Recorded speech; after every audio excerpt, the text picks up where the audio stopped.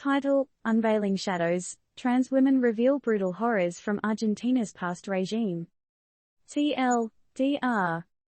Transgender women in Argentina recount their harrowing experiences during the military dictatorship from 1976 to 1983. Julieta Gonzalez, along with others, relives their torment of rape, torture, and enforced labor. Amidst the human rights trials exposing the crimes of the dictatorship, Argentina has recently started acknowledging the specific horrors endured by its trans community, long overlooked and disregarded. Despite progress in trans rights legislation in recent years, the dark legacy of the past reignites questions about the ongoing struggle for trans rights. The full turned-up tale.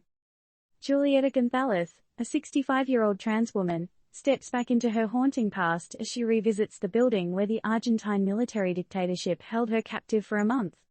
As she recalls the blood-soaked mattresses and endless sexual abuse, one has to wonder, is recalling these horrors a part of the healing process or a painful reliving of trauma?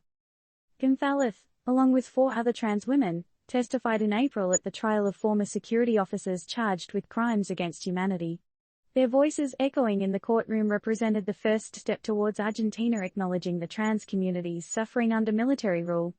Yet, it took over 4 decades to get here. Doesn't it make you ponder, why did it take so long? A lifetime pension for trans people, over 40 is now on the table in a congressional committee, indicating Argentina's strides towards trans rights. Despite this progress, memories of past violence cast long shadows. Patricia Alexandra Rivas, a survivor, recalled how she was raped and tortured when she was just 14, during a 5-day illegal detention in 1981.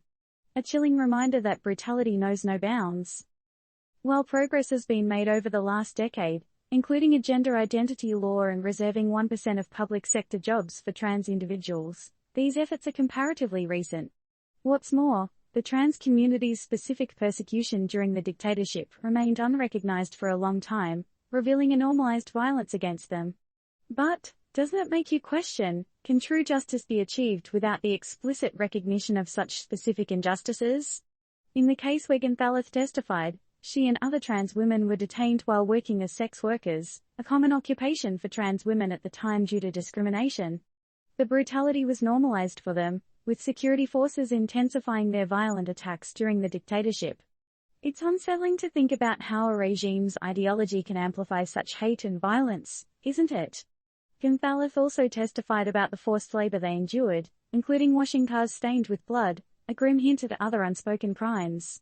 Coupled with the constant sexual abuse, this paints a stark picture of the period.